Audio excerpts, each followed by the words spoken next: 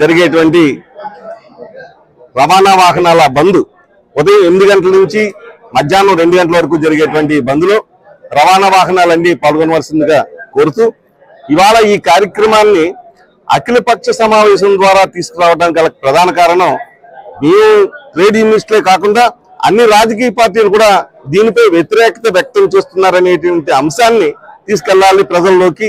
ఇవాళ కూటమి ప్రభుత్వం చేస్తున్నటువంటి ఏవైతే తప్పులు ఉన్నాయో ఆ తప్పులు సరి చేసుకోకపోతే నష్టపోతున్నారనేటువంటి విషయాన్ని కూడా తెలియజేయాలనేటువంటి ప్రధాన ఉద్దేశంతోనే ఈ కార్యక్రమం చేస్తాం. ముఖ్యంగా ఇవాళ మీరు తీసుకున్నటువంటి ఏటీఎస్ ఏదైతే నిర్ణయం ఉందో అది మరి వాహన యజమానులందరికీ కూడా గొడ్డలి పెట్టి లాంటిది. ఒక్కసారి దాన్ని వెనక్కి తీసుకోవాల్సిందిగా గుజరాత్ ప్రభుత్వంలో ఏదైతే వెసులుబాటు కలిగించారో ఆ వెసులుబాటుని ఆంధ్రప్రదేశ్ కూడా కల్పించండి. దాని ద్వారా మొత్తం వాళ్ళకి ఇష్టమైనటువంటి ఏదైతే ట్రాన్స్పోర్ట్ అధికారుల దగ్గరికి వెళ్తారో లేకపోతే ఏటీఎస్ దగ్గరికి వెళ్తారో వాళ్ళే తెలుసుకుంటారు. ఇబ్బంది లేనటువంటి వాతావరణం ఎవరో జేబులు నింపడానికి మాత్రం ప్రయత్నం చేయొద్దని మాత్రం మీ అందరికీ తెలియజేసుకుంటూ చలో రాజనగరం కార్యక్రమాన్ని మాత్రం విజయవంతం చేయడానికి అన్ని రంగాలు కృషి చేయాలని చెప్పేసి తెలియజేస్తూ ఇవాళ అఖిలపక్ష సమావేశంలో రాజకీయ పార్టీలన్నీ కూడా మద్దతు తెలియజేస్తున్నడానికి ప్రధాన కారణం మాది న్యాయమైనటువంటి పోరాటం కాబట్టి మద్దతు తెలియజేస్తున్నారని చెప్పి తెలియజేస్తాం. Thank you. మీడియా సోదరులందరికీ నమస్కారం. ఏదైతే ఈ చలో నగరం రాజనగరం కార్యక్రమాన్ని చేపట్టామో గత జూన్ 14వ తారీఖుని ఎవరైతే మీడియా సోదరులు పాత్రికేయ సోదరుల ద్వారా ఈ యొక్క కార్యక్రమాన్ని మేము చేపట్టడం జరిగిందన్న విషయాన్ని మీడియా సోదరుల ద్వారా మేము తెలియపరిచాం. అప్పటికి కూడా రాష్ట్ర ప్రభుత్వం ఈ బిట్వీన్ 15 రోజుల్లో కూడా దిగొస్తుంది. ఏదైతే మామూలుగా చలో రాజనగరం కార్యక్రమం ఫిట్నెస్ ప్రోగ్రామ్ మేము చేపడుతున్న విషయం రాష్ట్ర ప్రభుత్వం తెలుసుకుంటాను మీడియా ద్వారా అని చెప్పి కూడా మేము ఈ రోజు దాకా కూడా మేము చూడడం జరిగింది. ఈ రోజు కూడా రాష్ట్ర ప్రభుత్వం నుంచి కూడా ఏ రకమైన స్పందన రాకపోవడం కూడా మా దురదృష్టంగా భావిస్తూ ఏదైతే ఈ 2-3 రోజుల కాల వ్యవధిలో అఖిల పక్షాలతో కూడా సమావేశం అయ్యాలని చెప్పి కూడా 2 రోజుల క్రితం అనుకుంటే అఖిల పక్షాలకు ఎవరైతే పెద్దల దగ్గరికి వెళ్ళామో పెద్దలందరూ కూడా మేము కూడా మీకు సహకరిస్తాం, సహాయ సహకారాలు అందిస్తాం, కార్మికుల కష్టాన్ని మా కష్టాన్ని భావించుకుంటామని చెప్పి అఖిల పక్ష ఎవరి దగ్గరికి వెళ్తే అందరి పెద్దలు కూడా మాకు చెప్పడం జరిగింది. అదే విధంగా ఈ సమావేశాన్ని ఈ కార్యక్రమాన్ని ఇక్కడ చేపట్టడం జరిగింది.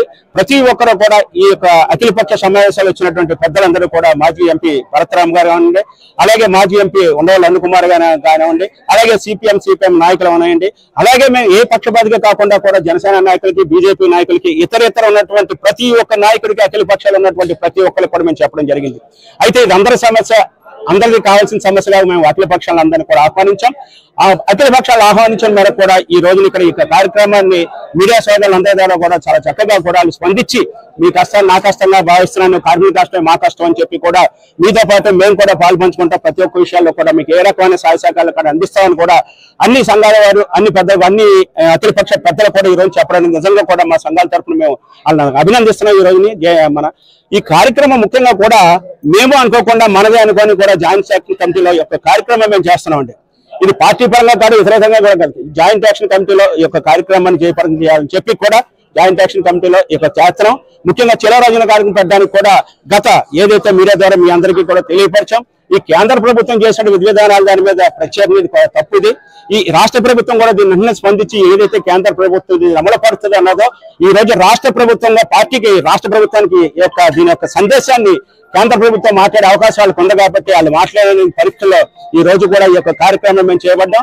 ఈ రోజు సంవత్సరం కాలం పాటు ఈ యొక్క కార్యక్రమం మాది గవర్నమెంట్ వచ్చి సంవత్సరం కాలం అయిపోయినప్పుడు కూడా మాకు ఏ రకమైన కార్మికులకు ఏ రకమైన సహాయాలు అందించలేదు. ఇందాక మీడియా సోదరుల ముందు కూడా నేను చెప్పాను, ఈ సంవత్సర కార్మిక మామూలుగా ఉన్నటువంటి ఏదైతే ట్రాన్స్పోర్టింగ్ దాని మీద వస్తున్నట్టు కమర్షియల్ అవనండి, లేకపోతే ట్యాక్స్ రూపంలో ఇతర రూపంలో అవనాయండి. ఈ రోజుని 9,500 రూపాయలు ఈ రోజుని రాష్ట్ర ప్రభుత్వానికి వస్తున్న విషయాన్ని కూడా మరొకసారి రాష్ట్ర ప్రభుత్వానికి అలాగే కార్మిక శాఖ మంత్రికి ఎవరైతే ట్రాన్స్పోర్ట్ కి సంబంధించిన ఎవరైతే ఉన్నారో వాళ్ళు కూడా తెలుసుకొని మా యొక్క బాధను స్పందిస్తారని చెప్పి కూడా ఈ 2-3 రోజుల్లో కూడా దేవుడి దేవాలు మా కార్మికుల యొక్క కష్టాన్ని గుర్తించి ఈ 2-3 రోజుల్లో కూడా వ్యవధి కాబట్టి ఈ చలో రాజనగరం 1వ తారీఖు చేపట్టాం కాబట్టి దయించి కూడా 2 రోజుల్లో మాకు ఏమైనా సంతోషమైన వార్త అయితే కూడా దీని మీద కూడా విరమించుకునే పరిస్థితి కూడా మేము ఎంచుకుంటామని కూడా మేము కూడా చెప్పడం జరుగుతుంది.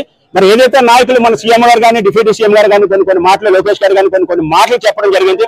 ఆ మాటల దాకా దాన్ని మాటల రూపంలో ఒక చేతల రూపంలో మాకు ఏదైనా కార్మికులను చేయగలిగితే ఈ రోజులు మొట్టమొదటిగా సంతోషించి కార్మికులు అని చెప్పి మరొకసారి మనం చేసుకుంటూ రేపు ప్రతి ఒక్కరు కూడా చలో జనగణ కార్యక్రమానికి ప్రతి ఒక్కరు రావాలి. ఇది ఒకరి సమస్య కాదు. ఇక ట్యాక్సీ వాళ్ళు కానీ, ఆటో వాళ్ళు కానీ, లారీ వాళ్ళు కానీ, మినీ వ్యాన్స్ కానీ వీళ్ళందరూ కూడా రావాలని కోరుతూ ముఖ్యంగా మరొకసారి చెప్తున్నట్టు మీడియా సోదరులందరికీ కూడా జాయింట్ యాక్షన్ కమిటీ ఆధ్వర్యంలో చేస్తున్న కార్యక్రమం అని చెప్పి మీ అందరికీ నేను సభ ఈ యొక్క మీడియా ద్వారా తెలియపరుస్తున్నాను.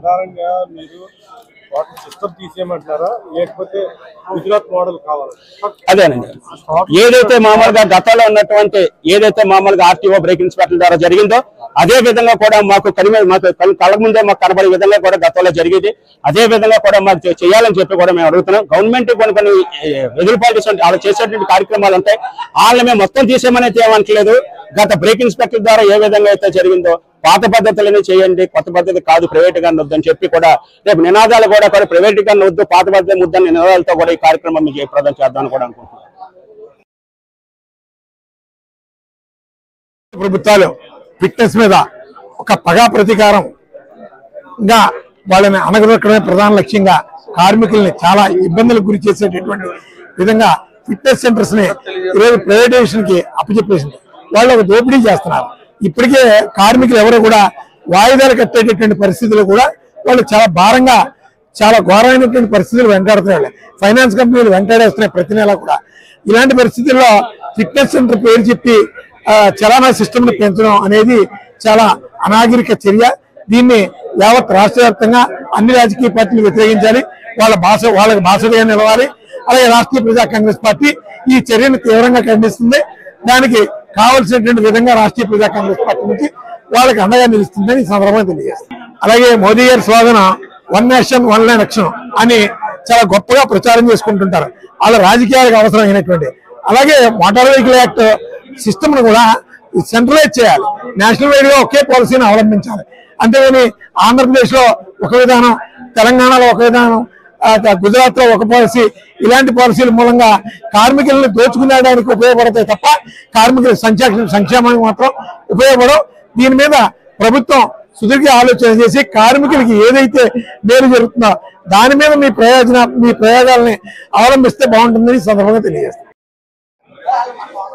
ఈ రోజు ఏదైతే మరి సెంట్రల్ గవర్నమెంట్, స్టేట్ గవర్నమెంట్ తీసుకున్న ఈ ప్రైవేటీకరణ అటువంటి ఈ ఫిట్నెస్ కార్యక్రమానికి ఏదైతే తీసుకుందో అటువంటి ఈ కార్యక్రమం వల్ల కార్మికులు చాలా నష్టపోతున్నారు. అలాగే ఈ వాహనాల ఫిట్నెస్ కూడా దీని సామర్థ్యాన్ని పెంచడం పోయి సామర్థ్యాన్ని తగ్గించే విధమైనటువంటి ఈ ప్రైవేటు విధానం ఇవ్వడం వల్ల కార్మికులు నడ్డి వేసే విధానంగా పన్ను విధానం ఎక్కువ పెంచడం వల్ల ఒక రకంగా, రెండు ఆర్థికంగా కూడా ఈ వాహనాన్ని కూడా ఫిట్నెస్ తగ్గించే విధంగా ఈ రకంగా చేయడం అనేది తప్పు. కాబట్టి ఈ ఆలోచించి ఈ ఏదైతే నిర్ణయం తీసుకున్నారో ఈ ప్రైవేటీకరణ అనేది తీసివేసి ఏదైతే పాత పద్ధతి ఉందో ఆ పాత పద్ధతిని మళ్ళీ రీఓపెన్ చేసి ఈ ఎంబీఏ ప్రకారంగా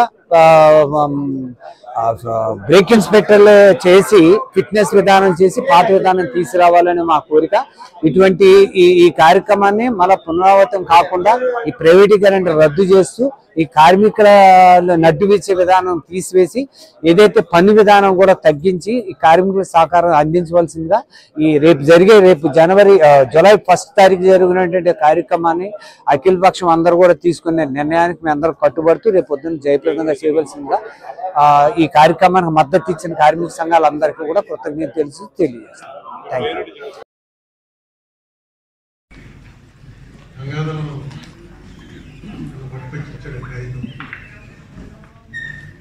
ఏదో చిన్న మీటింగ్ అనుకున్నారు కానీ నిజంగా మిమ్మల్ని చాలా బాధ పెట్టుకున్నటువంటి లేకపోతే ఎవరు రాదు. అది కూడా ఒక బలహీనం. ఏదైనా బాగా బాధ పెట్టేనే వస్తారు కానీ కొంచెం కొంచెంగా అయిపోయే వాటికి అంత పూర్వం రామ్మోహన్ రావు ఇంకా ఎమ్మెల్యే అవ్వకముందు గంగాధరం ఏడీ నడుపుతున్న టైంలో నెలకు ఒక ఆదివారం ఆటో మీటింగ్, ఒక ఆదివారం బట్టల కొట్లో మీటింగ్, అలా నెలకు ఆదివారం వస్తే సినిమా హాల్స్లో పెట్టేవాడు. ఎందుకంటే మామూలు సరిపోయేవి కాదు, ఇలాంటి అందుబాటులో వ్యక్తులు లేవు. జయశ్రీ థియేటర్ ఒకసారి పెట్టి పోలీసులు కూడా పెంచారు. పోలీసులు డిఎస్పీ వాళ్ళని కూర్చోబెట్టి ఒకడు లేచి అడగటం, కాబట్టి ఆ రోజు నన్ను టూటౌన్ పోలీస్ స్టేషన్ ఎక్కి పెట్టారండి అని డిఎస్పీ కూర్చోబెట్టి. పేరు గవర్నమెంట్ లో లేవు, పక్షంలో ఉన్న రాజమండ్రిలో ఒక కల్చర్ ఏంటంటే అన్ని పార్టీలు రాజమండ్రి వరకు వచ్చేటప్పుడు అన్ని పార్టీలు కలిసి పనిచేస్తారు. వేళ అసలు టీడీపీని పిలిచారా, రాలేదు, వాళ్ళు ఎందుకు రాలేదో అని టీడీపీ వాళ్ళు కూడా రావాలి. ఇక్కడ ఊరికి సంబంధించినంత వరకు అన్ని పార్టీలు రావాలి. ఇది ఎప్పటి నుంచో ఆనవాయితీగా నడుస్తూ వచ్చింది. ఈ మధ్య వ్యక్తిగత ఇది ఎక్కువైపోయిన తర్వాత కొంచెం తగ్గింది. ఏది ఏమైనప్పటికీ దీని మీద, ఈ జీవో మీద మీరు తీసుకున్నటువంటి నిర్ణయం కరెక్ట్. ఇది నేను క్యాన్సిల్ అయిపోతుందని అనుకుంటున్నాను. ఇందాక భరత్ గారు చెప్పిన ప్రకారం గుజరాత్ లో ఆప్షన్ ఇచ్చారన్నారు. గుజరాత్ లో ఆప్షన్ ఇస్తే ఆటోమేటిక్ గా ఇక్కడ కూడా ఇస్తారు. ఏదో మేము అందరినీ కొంచెం మూవ్మెంట్ చేయాలని ఇలా పెట్టారు. గుజరాత్ లో ఇచ్చిన తర్వాత ఇక్కడ వారికి వ్యతిరేకంగా చేస్తారు నేను అనుకోవట్లేదు. బీజేపీ వాళ్ళు కూడా కలిసి వస్తారు. బీజేపీ వారు వచ్చారా? బీజేపీ వారు రాలేదు. అంటే రూలింగ్ పార్టీ వారు రాలేదు. జనసేన వచ్చారా? అదే రూలింగ్ పార్టీ వాళ్ళు రాకపోవడానికి కారణం ఏంటంటే ఇక్కడికి వచ్చిన తర్వాత ఇప్పుడు ఇందాక భరతరామ్ గారి స్థితిలో ఉందనుకోండి, వాళ్ళు ఏదో ఒకటి ఖండించాలి. ఖండించకపోతే వాళ్ళకి మాట వస్తుంది. ఇక్కడేమో ఈ లావు మీద వ్యాసం తప్పదు. ఏ మీటింగ్ అయినా ఈ పార్టీ తరఫున దీన్ని కొంచెం మార్చి మనం ఇలాంటి మీటింగ్లు అయితే ఎజెండాకి పూర్తిగా కట్టుబడి ఉండి మాట్లాడుకుందాం అని చెప్పి పిలవండి. తప్పకుండా వస్తారు. ఎందుకంటే ఎంబ్రాసింగ్ సిచ్యువేషన్ ఎవడో కావాలని ఆహ్వానిస్తాడు. అక్కడికి వెళ్తే డెఫినెట్ గా గవర్నమెంట్ తిడతారా, గవర్నమెంట్ తిడితే మనం సమాధానం చెప్పాలి. మీటింగ్ అంతా పాడైపోతుందేమో అనే ఆలోచన వాళ్ళకే ఉండొచ్చు. కాబట్టి ముందు కలుపు పోవడానికి ప్రయత్నం. ఇంకా 4 ఏళ్ళు ఉన్నాయి ఎలక్షన్. 4 ఏళ్ళ ఎలక్షన్ ఉండగా ఈ లోపల మీ రాజకీయ విమర్శలు చేయడానికి వేరే మీ ఎజెండాలు మీకు ఉన్నాయి. ఇటువంటి మీటింగ్ పెట్టినప్పుడు, అఖిల పక్షం పెట్టినప్పుడు దానికి పరిమితమై ఉండండి. ముఖ్యంగా మీకు అది సిపిఐ వాళ్ళకి, సిపిఎం వాళ్ళకి బాగా తెలుసు. రాజమండ్రిలో సిపిఐ, సిపిఎం వాళ్ళు చాలా మీటింగ్లు, వాళ్ళ మీటింగ్ ఎంపీగా వెళ్ళారు. ఎంతవరకు మాట్లాడాలో, ఏ అంశం మీద వాళ్ళు పిలిచారో ఆ అంశం మీద మాట్లాడారు. అదే మీటింగ్ లో చెప్పేవారు, ఇంకా అరుణ్ కుమార్ ఇంకా నీతో మాట్లాడవలసిన చాలా విషయాలు ఉన్నాయి, ఒకసారి కలుద్దాం మనం అని చెప్పేవారే తప్ప మీటింగ్ లో విమర్శించేటువంటి ఇది లేకుండా ఉండేవారు. సరే ఈవేళ పిలిచిన భరతరాముకి తెలుసు కాబట్టి ఇక్కడ ఉన్నదంతా మనలే అని ఆయన మామూలుగా పొలిటికల్ స్పీచ్ ఇచ్చాడు. ఆయన ఏదైనా ఒక మంచి సాంప్రదాయం మళ్ళీ పునఃప్రారంభం చేశారు. నేను వచ్చింది మాత్రం ఊరికే గంగాధరం పిలిచాడు, పాతాళం మంది చూడొచ్చు ఒకసారి. నేను ఈ మధ్య అక్కడ మీటింగ్ కట్టలేదు. ఓన్లీ మాట్లాడితే మీడియా వాళ్ళతో, ప్రెస్ వాళ్ళతో మాట్లాడుతాను. అది కూడా ఈ కొత్త గవర్నమెంట్ వచ్చాక చాలా కాలం అయింది అనుకుంటాను మాట్లాడి. తొందరలో పెడతాం. 1 year అయితే మాట్లాడకూడదు అనుకున్నాం. 1 year అయిపోయింది కాబట్టి తొందరలో పెడతాం. ఒక ముసలాడి ఇక్కడ ఉన్నాళ్ళలో అందరిలో సదస్సు చేసిన ముసలాడినే కాబట్టి ముసలాడిగా చెప్తున్నాను. ఇది నిజంగా ఇలాంటి కార్మికుల ముందు ఇచ్చేయడానికి కోసం వచ్చింది. ఇది క్యాపిటలిస్టిక్ థింకింగ్ లో భాగం. మీ చేతుల్లోంచి ఒక ఆలోచనలు 2 ఉంటాయి. ఏంటి?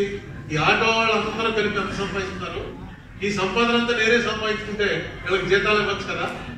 నిన్న అడిగితే అంతంటే ఒక 600-700 నుంచి 1000 రూపాయల దాకా వస్తుందండి. గట్టిగా పనిచేసి 1000 రూపాయలు వస్తుంది. దాంట్లో 300 ఎంతో ట్యాక్స్ కట్టేయాలి, ఆయిల్ ఇచ్చేయాలి, ట్యాక్స్ కట్టాలి, దాని మీద డిప్రిషియేషన్ ఉంటుంది. లెక్కలు అడిగాను ఇంకే సరదాగా.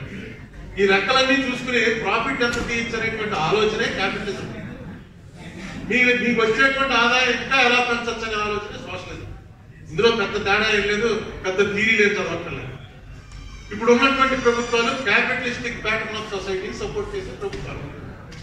భారతీయ జనసంఘ్ ఇవాళ భారతీయ జనతా పార్టీగా మారింది. వాళ్ళ ఎజెండాయే అది. వాళ్ళు దాచుకోవట్లేదు. వాళ్ళ ఎజెండా ఏంటంటే క్యాపిటలిస్టిక్ థీరీలో బాగా సక్సెస్ అవుతుంది దేశం, ఇంకా డబ్బులు సంపాదించవచ్చు, ఇంకా రిచ్ అవుతాం అనే ఆలోచనలో ఉంటుంది. సోషలిస్ట్ ప్యాటర్న్ ఎలా ఉంటుందంటే, ఇప్పుడు మొన్న చెప్పారు మనం 3వ ఆర్థిక వ్యవస్థ అయ్యాం. ప్రపంచంలో 3rd లార్జెస్ట్ ఎకానమీ అంతే. కానీ ఇక్కడ ఉన్నటువంటి జనాలు మీకేమంటుంది? అది ఒక 10 ఫ్యామిలీలో 100 ఫ్యామిలీలో ఉంటాయి. వాళ్ళ దగ్గర 50% మొత్తం ఆస్తులన్నీ వాళ్ళ దగ్గర ఉంటాయి. ఒక 50% జనం దగ్గర మొత్తం ఆస్తుల్లో 1% ఉంటుంది. ఈ లెక్కలు చాలా మందికి అర్థం మనకి ఎంతసేపు ఏంటంటే ఈవేళ మనం సంపాదిస్తున్న డబ్బుతో హ్యాపీగా గడుపుతున్న వాళ్ళం నెల అయిన తర్వాత అదే డబ్బుతో ఎందుకు హ్యాపీగా గడపలేకపోతున్నాం? ఎక్కడ తేడా వచ్చింది? ఇవాళ మాకు పోయిన నెలలో బాగానే సరిపోయిన డబ్బులు ఈ నెల ఎందుకు అప్పు చేయాల్సి వచ్చింది అనేటువంటి ఆలోచన వచ్చిన రోజున, ఆ ఆలోచన నిలబడిన రోజున ఖచ్చితంగా దేశానికి మంచి జరుగుతుంది. క్యాపిటలిస్ట్ అవ్వండి, సోషలిస్ట్ అవ్వండి. ఆలోచన రాదు. పూర్వం ఆలోచన ట్రేడ్ యూనియన్ నాయకులు చేసేవారు. ట్రేడ్ యూనియన్ తరఫున నాయకులు కూర్చొని అదే ఆలోచన చేసేవారు. నేను బాలాజీదాస్ గారితో, ప్రభాకర్ చౌదరి గారితో, ఉప్పులూరు సుబ్బారావు గారితో ఇలాంటి వాళ్ళతో కలిసి పనిచేసే అవకాశం వచ్చింది. నేను మొట్టమొదటి ట్రేడ్ యూనియన్లో 83లో వచ్చినప్పుడు జోసెఫ్ రాజ్ అని జోషి గారు పేపర్ మిల్ ఐఎన్టీసీ ప్రెసిడెంట్గా ఉండేవారు. అప్పుడు నన్ను జనరల్ సెక్రటరీ చేశాడు. నాతో పాటు రామ్మోహన్ కూడా వచ్చాడు. తర్వాత రామ్మోహన్ జిల్లా ప్రెసిడెంట్ అయ్యాడు. చాలా యూనియన్లు నడిపాడు. దానికి కావాల్సినటువంటి ఆ శక్తి నాకు లేదు. రామ్మోహన్ ఉంది, అతను సక్సెస్ అయ్యాడు. ఎప్పుడు ఎవరికి ఎంత రాత్రి గొడవ వచ్చినా, ఎంత ఇబ్బంది వచ్చినా పరిగెత్తుకుంటేవాడు. వెళ్ళి దాన్ని ట్యాకిల్ చేయడానికి గంగాధరం వాళ్ళందరినీ కూడా బ్యాచ్ తయారు చేసుకుని బాగా రాజమండ్రి ట్రేడ్ యూనియన్ అంటే చాలా బలంగా ఉంటాయి అనేటువంటి ఒక ఇంప్రెషన్ ఇవ్వడంలో సక్సెస్ అయ్యాడు. మీరు ఈవేళ ఏంటంటే ఆ రోజులు కాదు ఇది. ఈవేళ మీకు నాకు తెలుసున్న జ్ఞానం ఏదైతే ఉందో అది మీ అందరికీ తెలుసు. ఇప్పుడంతా చేతిలోకి వచ్చేసింది. ఏది కావాలన్నా కరెక్ట్గా కొడితే తెలిసిపోతుంది. నేను ఏదో చెప్పాను అనుకోండి, పాకిస్తాన్కి మనకి 1954లో జరిగిన యుద్ధంలో అనేటప్పటికి టక్కన వస్తారు. 54లో యుద్ధం అయిందా లేదా అసలు వెంటనే తేడా చెప్తుంటే చెప్తున్నాడు రా. ఇది జ్ఞానం బాగా పెరిగిన తర్వాత ఎవరికో చెప్పక్కలా నలుగురు కలిసి ఉన్నారా అన్న ఫీలింగ్ ఇవ్వటమే. డబ్బున్న వాడికి పేదవాడిని చూసి ఎప్పుడు భయం వస్తుందంటే పేదవాళ్ళందరూ కలుస్తారా అన్న భయం ఒకటే ఉంటుంది. పేదవాళ్ళందరినీ కొనేయగలం అందరినీ అనే ధీమా ఉన్నంతకాలం ఎప్పుడూ పేదవాడికి అన్యాయం జరుగుతూ ఉంటుంది. వీళ్ళకి కొనలేవరా ఇది కలిసిపోతే మనకి చాలా ప్రమాదం అనుకుంటున్నంత అనేటువంటి ఆలోచన డబ్బున్న వాడికి వస్తే ఒళ్ళు దగ్గరెట్టుకుంటాడు. ఒళ్ళు దగ్గరెట్టుకుని ఉంటేనే చాలు మంచి జరుగుతుంది. డబ్బున్న వాళ్ళంతా కూడులు దుర్మార్గులు కాదు. కానీ డబ్బు అనేది అలాంటి మనకు వచ్చినట్టే. డబ్బు ఒకసారి వచ్చిన తర్వాత ఇంకా ఆకలి పెరిగిపోతుంది. మందు కొట్టేవాడికి ఎంత తాగినా సరిపోతాడు. పడిపోయి స్లో తప్పిపోయాడు. మీకు తెలిసినా చాలా మంది ఉంటారు. స్లో తప్పిపోయే వరకు తాగేస్తుంటాడు. ఎందుకు తాగుతాడో వాడే అనుకుంటాడు. పొద్దున్న ఏంటో కర్మ ఆపేవలసింది కదా, తాగి పొద్దున్నకి ఇలా అయిపోయింది, తలనొప్పి వచ్చేసింది, విరోచనాలు అయిపోతున్నాయి, ఏంటి బాధ. మళ్ళీ సాయంత్రం అయ్యేటప్పుడు మళ్ళీ మామూలే. డబ్బు కూడా అలాంటిదే. సంపాదించడం దానికి లిమిట్ ఉండదు. దానికి కంట్రోల్ చేయగలిగిందంటే ఎవరు కంట్రోల్ చేయగలంటే ఆలోచన ఉన్నటువంటి వాళ్ళని కంట్రోల్ చేయగలం. ఆలోచన చేసి ఇంతకన్నా పెరిగిందా, మనం వీళ్ళ దృష్టిలో పడతామరా, మనం చాలా ప్రమాదంలో పడతామరా అన్న ఆలోచన కలిగిస్తాం. ఏదైనా నేను భరతలాగా నేను కూడా తప్పేస్తాను. మనం ఈ ఆటోలకి సంబంధించి ఈ నిర్ణయం ఖచ్చితంగా వెనక్కి తీసుకుంటారనే నమ్మకంతో అది తీసుకోవడానికి జరిగే ప్రయత్నాలు ఏమన్నా ప్రయత్నాల్లో నేను కూడా భాగస్వామ్యం. మీటింగ్ అయితే రాలేదని రాయమంటే రాయడం, కోర్టులో ఏముంటాయి, కోర్టు కూడా ఆన్లైన్ వచ్చేసింది. కోర్టుకి వెళ్ళాలి. ఈ మధ్య నేను కేసులన్నీ కూడా ఆన్లైన్ పెరుగుతున్నాయి. నువ్వు ఇంట్లో కూర్చునే జడ్జి గారితో మాట్లాడే అవకాశం ఇస్తాను. గంగాధరం భరత్ గారు అలాగే ఉన్నాడు. అన్ని పార్టీల వాళ్ళు వచ్చారు. అందరికీ కూడా నమస్కారం.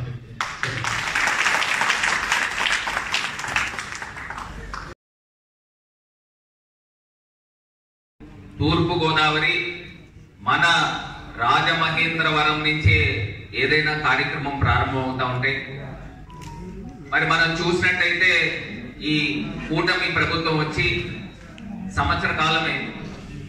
ఈ సంవత్సర కాలంలో మనకి ఎన్నో కార్యక్రమాలు జరుగుతూ ఉన్నాయి. ఈ సంవత్సర కాలంలో మరి కూటమి ప్రభుత్వం వచ్చిన తర్వాత వాళ్ళ ఎలక్షన్స్ ముందు ఇచ్చిన నినాదం ఏంటంటే బాబు షూరిటీ భవిష్యత్తు గ్యారంటీ అనే ఒక నినాదం తీసుకుని వచ్చారు. అది ప్రజల్లోకి నరాల్లోకి మరి వెళ్ళడం జరిగింది.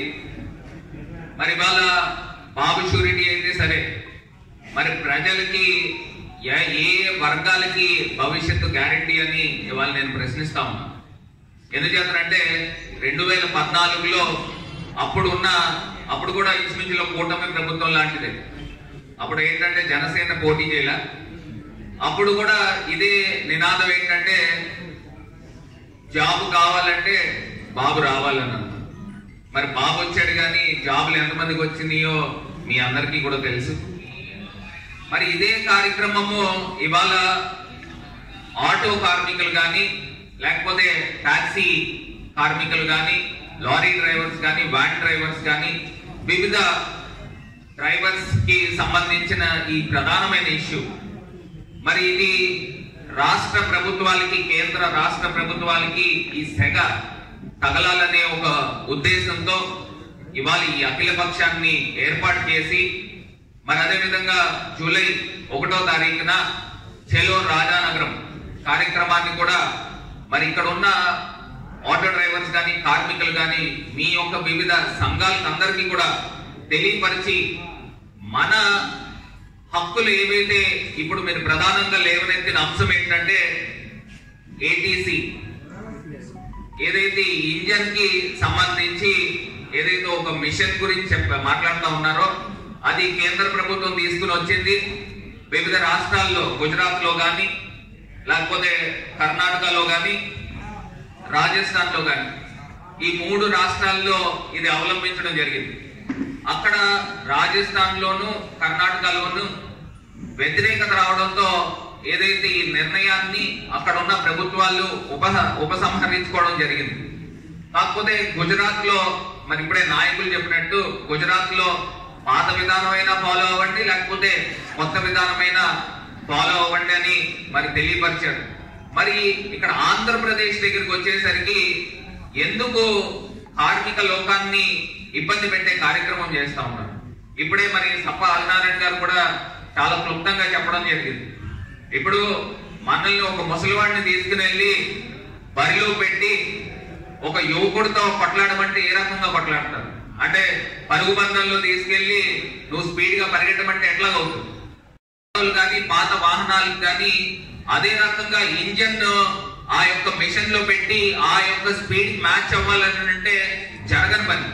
మరి రెక్కాడితే గాని డొక్కాడని మరి మీరందరికీ కూడా ఈ రకమైన ఈ విధానాన్ని ఏదైతే ఈ ప్రభుత్వం అవలంబిస్తా ఉందో దాన్ని ఇమీడియట్ గా ఉపసంహరించుకోవాలని ఈ సందర్భంగా మేము డిమాండ్ చేస్తా ఉన్నాము. వైఎస్ఆర్ కాంగ్రెస్ పార్టీ తరఫున డిమాండ్ చేస్తా ఉన్నాము. మరి అదేవిధంగా ఈ సంవత్సర కాలంలో కూటమి ప్రభుత్వం ఎన్నో విషయాలు జరిగినాయి. అవన్నీ కూడా ఒక్కటిగా నేను ప్రస్తావిస్తాను. ఇవాళ మనం చూస్తే మన తూర్పు గోదావరి జిల్లాకి కాదు, యావత్ ఆంధ్రప్రదేశ్ కి ఎంతో కీర్తి ప్రతిష్ట ఏంటంటే గోదావరి నది. మరి ఎన్నో ప్రభుత్వాలు వచ్చినప్పటికీ కూడా గోదావరి నదిలో మనకి కాలుష్యం అనేది సర్వసాధారణం అయిపోయింది. మా ప్రభుత్వంలో ఉన్నప్పుడు కూడా మేము ఎంతో పోరాడాం. ఆ గోదావరి నదికి ఏదైతే రాజమహేంద్రవరానికి సంబంధించిన మురుగు డైరెక్ట్ గా కొన్ని ప్రాంతాల్లో డైరెక్ట్ గోదావరిలో కలిసిపోతాం. ఏదైతే శుద్ధి చేసే కర్మాగారాలు పూర్తి స్థాయిగా లేవు. రాజమండ్రిలో ఒక 70 MLD మురుగునీరు ఎవ్రీడే వస్తా ఉంటే కేవలం ఇక్కడ ఆవలో 30 MLDకి మట్టుకే ఇక్కడ శుద్ధి చేసే కర్మాగారం ఉంది. అంటే సుమారుగా 40-50 MLD water, drainage water direct గా గోదావరిలో కల్పిస్తా ఉన్నారు. ఇది నిజంగా చాలా చాలా బాధాకరం. మరి దాన్ని దృష్టిలో పెట్టుకుని అప్పుడు మేము అధికారంలో ఉన్నప్పుడు కేంద్ర ప్రభుత్వం దగ్గర నుంచి mission Ganga reservation programme, NRCP national river conservative programme లో భాగంగా 88 కోట్ల రూపాయలు మరి రాజమహేంద్రవరం గోదావరికి తీసుకుని వచ్చి అక్కడ ఏదైతే ఆవలో శుద్ధి చేసే కర్మాగారం ఉందో 30 MLDకి ఇంకొక 40 MLDని జోడించి అక్కడ కడతా ఉన్నారు. కానీ సంవత్సర కాలం అయింది, మేము ఉన్నప్పుడు ఆల్రెడీ స్టార్ట్ చేసాం. కానీ ఈ సంవత్సర కాలంలో ఇంకా పూర్తి కూడా చేయడం జరగలేదు. అది ఒక అంశము మీ అందరికీ దృష్టికి తీసుకొస్తున్నా. అయితే ఈ సమావేశానికి సంబంధం లేకపోయినప్పటికీ కూడా మనమందరం కూడా రాజమహేంద్రవరం పౌరులు కాబట్టి ఇక్కడ జరగాల్సిన అంశం గురించి ఒకసారి మీ దృష్టికి తీసుకుని వస్తున్నాం. ఇది కాదు, మరి ఈ కూటమి ప్రభుత్వం వచ్చిన తర్వాత దళితులకి రాజమహేంద్రవరంలోనే ఒక ఉదాహరణ చెప్తాను ఎంత అన్యాయం జరిగిందని. దాస్తికం దుర్భాషలాడి ఆ పులిసాగర్ అనే ఒక వ్యక్తిని జైల్లో పెట్టి అతన్ని రాత్రి అంతా పొద్దు నుంచి సాయంత్రం దాకా అక్కడ మహిళా కానిస్టేబుల్ ఉన్నారు, అందరూ ఉన్నారు. అయినప్పటికీ కూడా అతన్ని అక్కడ దూషించి సెల్లో పెట్టిన సందర్భం ఉదయం నుంచి సాయంత్రం దాకా. దాన్ని మేము నేషనల్ హ్యూమన్ రైట్స్ కమిషన్ కి, ఎస్సీ కమిషన్ కి తీసుకుని వెళ్ళి వీటికి కలెక్టర్ కి, ప్రభుత్వానికి నోటీసులు ఇచ్చి దీనికి సమాధానం చెప్పమని, మరి అక్కడి నుంచి ఆ స్థాయిలో వచ్చిందని అంటే ఇప్పుడు ఈ కూటమి ప్రభుత్వం వచ్చిన తర్వాత దళితులకు, బలహీన వర్గాలకి ఎంత చిన్న చూపు కనబడతా ఉందో మీ యొక్క దృష్టికి తీసుకుని వస్తున్నారు. ఇది కాకుండా మూడో అంశం, మరి అదే విధంగా మహిళలకి ఏ రకమైన అన్యాయం జరిగిందో ఇక్కడ రాజమహేంద్రవరంలోనే ఒక ఫార్మసిస్ట్, ఒక డాక్టర్, ఒక మహిళని ఏ రకంగా సూసైడ్ చేసుకునే స్థాయికి అక్కడున్న పరిస్థితులు తీసుకుని వచ్చినాయి. అవన్నీ కూడా వెలుగులోకి తీసుకొచ్చాం. వెలుగులో తీసుకొచ్చి ఇవన్నీ కూడా జరగకుండా ఉండే విధంగా ప్రతిపక్ష పాత్ర పూర్తి స్థాయిగా పోషిస్తాం. ఇది కాకుండా నిన్న కాక మొన్న ఒక ఇన్సిడెంట్ కూడా చూస్తే, ఒక మైనర్ బాలిక, దళిత బాలిక, ఆమెకి గర్భం దాల్చి పిల్లవాడు పుట్టి మరి సిజేరియన్ చేసి బాబును కూడా బయటికి తీసుకొచ్చిన సందర్భం. దాన్ని ఆల్మోస్ట్ 6 నెలల దాకా ఇప్పుడున్న ఈ కూటమి ప్రభుత్వం కొమ్ము కాస్తాం. అది వెలుగులోకి రాలా, తప్పిపుచ్చే కార్యక్రమం చేస్తున్నారు. వాళ్ళకి న్యాయం జరగట్లేదని ఆ పాప నా దగ్గరకు వస్తే దాన్ని వెలుగులోకి తీసుకుని వచ్చి ఇప్పుడు అతను అరెస్ట్ చేసి సెంట్రల్ జైలుకి పంపించడం జరిగింది. అంటే ఇవన్నీ కూడా మీకు ఎందుకు దృష్టికి తీసుకుని వస్తున్నానంటే, ఇవాళ ఎన్ని వర్గాలకు అన్యాయం జరుగుతుందో అదే తరహాలో ఇవాళ కార్మిక లోకానికి కూడా అదే స్థాయిలో అన్యాయం జరుగుతాం. ఇవన్నీ కూడా మనం అందరం కూడా కలిసికట్టుగా ఉండి ప్రభుత్వం మంచి చేస్తే మంచి చేసిందని చెప్తాం ఖచ్చితంగా. నాకేమి, నేనేదో ఆపోజిట్ పార్టీలో ఉన్నానని నాకు ఏ రకమైన భేషజాలాలు లేవు. ఒకవేళ మంచి జరిగితే మంచి జరిగిందని చెప్తాం. ఒకవేళ కనుక తప్పు జరిగితే నిలదీద్దాం. నిలదీసి ఖచ్చితంగా దాన్ని సరిదిద్దుకునే దాకా ఖచ్చితంగా మనం అందరం కూడా కలిసికట్టుగా పోరాడాలని ఈ సందర్భంగా తెలియపరుస్తూ, మరి ప్రధానంగా ఇంకొక అంశం, శాండ్ కూడా చాలా దారుణం. మరి ఫ్రీ శాండ్ అన్నారు, ఎవరికి ఫ్రీ శాండ్ వస్తుందో లేదో నాకైతే తెలియదు. కానీ ఈ కూటమి ప్రభుత్వం వచ్చిన తర్వాత శాండ్ మొత్తం రాజమండ్రి రహదారులంతా కూడా జలుబుని వెళ్ళిపోతా ఉన్నారు. ఈ మధ్య కాలంలో ఇన్ని యాక్సిడెంట్లు ఎక్కువ జరుగుతున్నాయంటే కారణం ఏంటంటే ఆ శాండ్ యొక్క రచన. మరి ఈ కూటమి ప్రభుత్వం వచ్చిన తర్వాత దళితులకి రాజమహేంద్రవరంలోనే ఒక ఉదాహరణ చెప్తాను, ఎంత అన్యాయం జరిగిందని. దాష్టికం దుర్భాషలాడి ఆ పులిసాగర్ అనే ఒక వ్యక్తిని జైల్లో పెట్టి అతన్ని రాత్రి అంతా పొద్దు నుంచి సాయంత్రం దాకా, అక్కడ మహిళా కానిస్టేబుల్ ఉన్నారు, అందరూ ఉన్నారు. అయినప్పటికీ కూడా అతన్ని అక్కడ దూషించి సెల్లో పెట్టిన సందర్భం ఉదయం నుంచి సాయంత్రం దాకా. దాన్ని మేము నేషనల్ హ్యూమన్ రైట్స్ కమిషన్ కి, ఎస్సీ కమిషన్ కి తీసుకుని వెళ్ళి వీటికి కలెక్టర్ కి, ప్రభుత్వానికి నోటీసులు ఇచ్చి దీనికి సమాధానం చెప్పమని, మరి అక్కడి నుంచి ఆ స్థాయిలో వచ్చిందని అంటే ఇప్పుడు ఈ కూటమి ప్రభుత్వం వచ్చిన తర్వాత దళితులకు, బలహీన వర్గాలకి ఎంత చిన్న చూపు కనబడతా ఉందో మీ యొక్క దృష్టికి తీసుకుని వస్తున్నారు. ఇది కాకుండా మూడో అంశం, మరి అదే విధంగా మహిళలకి ఏ రకమైన అన్యాయం జరిగిందో ఇక్కడ రాజమహేంద్రవరంలోనే ఒక ఫార్మసిస్ట్, ఒక డాక్టర్, ఒక మహిళని ఏ రకంగా సూసైడ్ చేసుకునే స్థాయికి అక్కడున్న పరిస్థితులు తీసుకుని వచ్చినాయి. అవన్నీ కూడా వెలుగులోకి తీసుకొచ్చాం. వెలుగులో తీసుకొచ్చి ఇవన్నీ కూడా జరగకుండా ఉండే విధంగా ప్రతిపక్ష పాత్ర పూర్తి స్థాయిగా పోషిస్తాం. ఇది కాకుండా నిన్న కాక మొన్న ఒక ఇన్సిడెంట్ కూడా చూస్తే, ఒక మైనర్ బాలిక, దళిత బాలిక, ఆమెకి గర్భం దాల్చి పిల్లవాడు పుట్టి మరి సిజేరియన్ చేసి బాబును కూడా బయటికి తీసుకొచ్చిన సందర్భం. దాన్ని ఆల్మోస్ట్ 6 నెలల దాకా ఇప్పుడున్న ఈ కూటమి ప్రభుత్వం కొమ్ము కాస్తాం. అది వెలుగులోకి రాలా, తప్పిపుచ్చే కార్యక్రమం చేస్తున్నారు. వాళ్ళకి న్యాయం జరగట్లేదని ఆ పాప నా దగ్గరకు వస్తే దాన్ని వెలుగులోకి తీసుకుని వచ్చి ఇప్పుడు అతను అరెస్ట్ చేసి సెంట్రల్ జైలుకి పంపించడం జరిగింది. అంటే ఇవన్నీ కూడా మీకు ఎందుకు దృష్టికి తీసుకుని వస్తున్నానంటే, ఇవాళ ఎన్ని వర్గాలకు అన్యాయం జరుగుతుందో అదే తరహాలో ఇవాళ కార్మిక లోకానికి కూడా అదే స్థాయిలో అన్యాయం జరుగుతాం. ఇవన్నీ కూడా మనం అందరం కూడా కలిసికట్టుగా ఉండి ప్రభుత్వం మంచి చేస్తే మంచి చేసిందని చెప్తాం ఖచ్చితంగా. నాకేమి నేనేదో ఆపోజిట్ పార్టీలో ఉన్నానని నాకు ఏ రకమైన భేషజాలాలు లేవు. ఒకవేళ మంచి జరిగితే మంచి జరిగిందని చెప్తాం. ఒకవేళ కనుక తప్పు జరిగితే నిలదీసి ఖచ్చితంగా దాన్ని సరిదిద్దుకునేదాకా ఖచ్చితంగా మనం అందరం కూడా కలిసికట్టుగా పోరాడాలని ఈ సందర్భంగా తెలియపరుస్తూ, మరి ప్రధానంగా ఇంకొక అంశం, శాండ్ కూడా చాలా దారుణం. మరి ఫ్రీ శాండ్ అన్నారు, ఎవరికి ఫ్రీ శాండ్ వస్తుందో లేదో నాకైతే తెలియదు, కానీ ఈ కూటమి ప్రభుత్వం వచ్చిన తర్వాత శాండ్ మొత్తం రాజమండ్రి రహదారులంతా కూడా జలుగుని వెళ్ళిపోతా ఉన్నారు. ఈ మధ్య కాలంలో ఇన్ని యాక్సిడెంట్లు ఎక్కువ జరుగుతున్నాయంటే కారణం ఏంటంటే ఆ శాండ్ యొక్క రచన మొత్తం రోడ్డు పైన అంతా కూడా పడిపోయి టాక్సీ డ్రైవర్లకి మీకే బాగా తెలుస్తుంది ఏ రకంగా రోడ్లు, పేపర్ మిల్ రోడ్ ఎంత దారుణంగా ఉంది.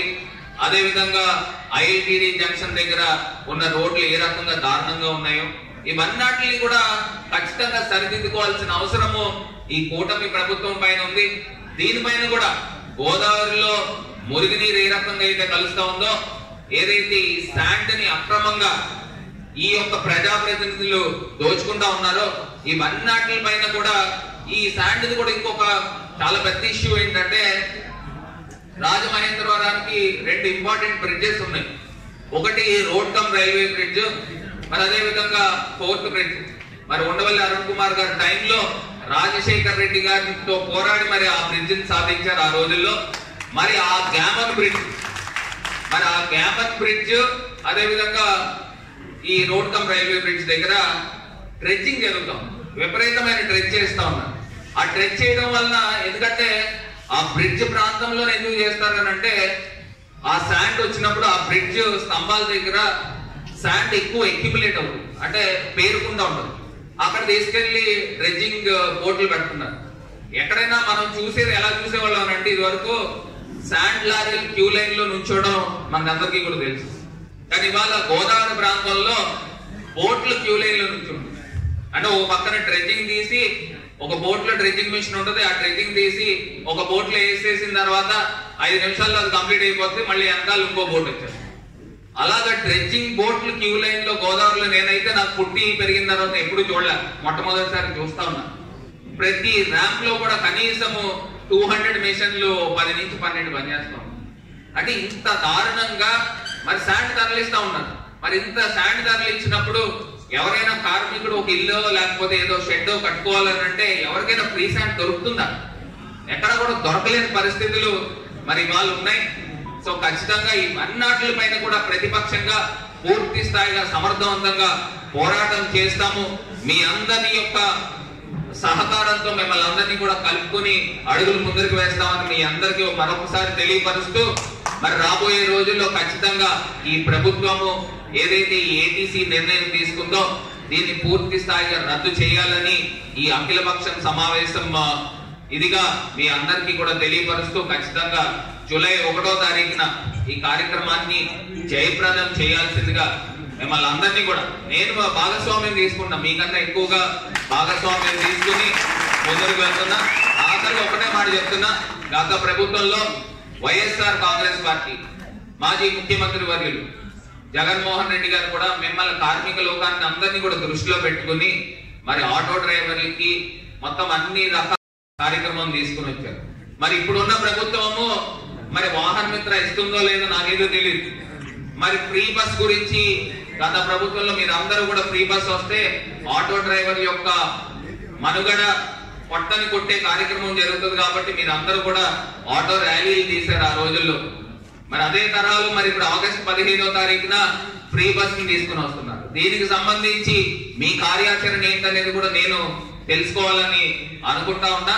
మరి ఖచ్చితంగా గత ప్రభుత్వంలో మీకు చేసిన మంచిని మీరు అందరూ కూడా గుర్తుకు చేర్చుకోవాలి, గుర్తు పెట్టుకోవాలని కూడా ఈ సందర్భంగా తెలియపరుస్తూ, మరి నాకు ఈ అవకాశం ఇచ్చిన పెద్దలందరికీ కూడా పేరు పేరున ధన్యవాదాలు.